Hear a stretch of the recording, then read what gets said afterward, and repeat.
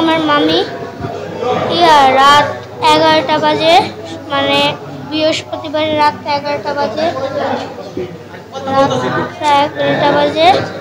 মা বাথরুম থেকে এসেছে। মার কেমন জানি হাতগুলো লাগা যাচ্ছিল। ছোটবেলা থেকেই মার হাত পাত টিপে দিলে ওগুলো ছেড়ে যেত, কিন্তু ওই দিন করেছিল, হয়নি, মানে ব্রেনটা ক্ষতি হয়ে গিয়েছে। তারপরে মা কথা বুঝতে পারছিল না।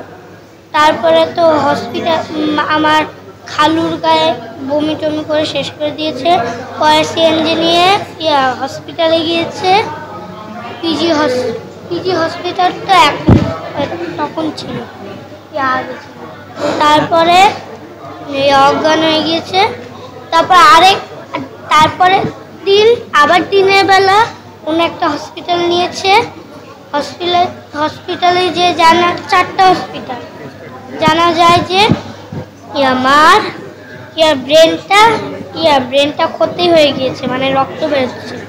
তখন পিজি হাসপাতালে নিয়ে এসে তারপরে এই যে আস্তে আস্তে যে 3 আসছে।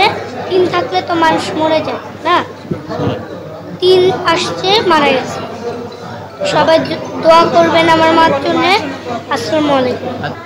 মা আমাকে অনেক ভালোবাসতো, আমিও মাকে অনেক ভালোবাসতাম, কিন্তু শেষ পর্যন্ত মার ক্যারেটের ইচ্ছাটা পূরণ হলো না। তুমি কি তোমার মায়ের স্বপ্ন পূরণ করবা? তুমি কি ক্যারেট স্কুলে পড়বা? হ্যাঁ। আমার জন্য সবাই দোয়া করবেন, আর অবশ্যই আমার মার জন্য দোয়া করবেন। আসসালামু আলাইকুম ওয়া রাহমাতুল্লাহি ওয়া বারাকাতুহু।